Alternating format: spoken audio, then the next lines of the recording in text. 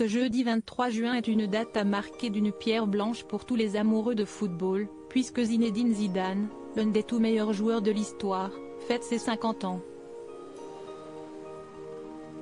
Un chiffre symbolique pour celui qui a tout gagné, que ce soit en club ou avec l'équipe de France.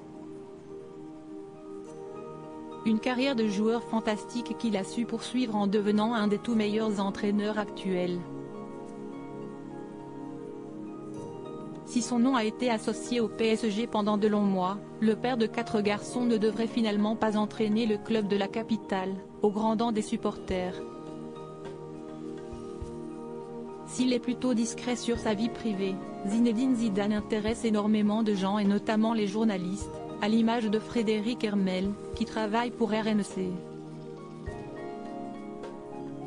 En novembre 2019, ce dernier a sorti Zidane, une biographie consacrée à l'idolé des foules et dans laquelle il évoque sa belle histoire d'amour avec Véronique, celle qui partage sa vie depuis plus de 30 ans. S'il évoque les débuts du couple, après leur rencontre à Cannes au début des années 90, il parle ensuite de l'arrivée en Italie, à la Juventus de Turin, avant le grand saut au Real Madrid, où il remportera la Ligue des Champions. À sa retraite sportive, Véronique a fait le ménage après son dernier match en finale de Coupe du Monde en 2006. Il raccroche les crampons sur un ultime coup de sang avec le fameux coup de boule asséné à Marco Materazzi.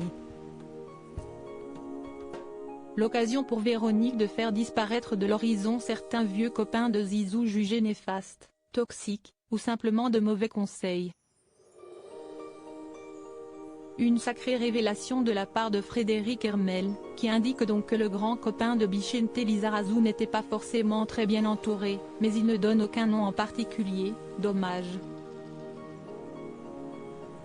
Des changements qui ont visiblement porté leurs fruits puisqu'après sa carrière de joueur, Zinedine Zidane est devenu un entraîneur de grand talent et il peut certainement remercier Véronique pour son implication au quotidien.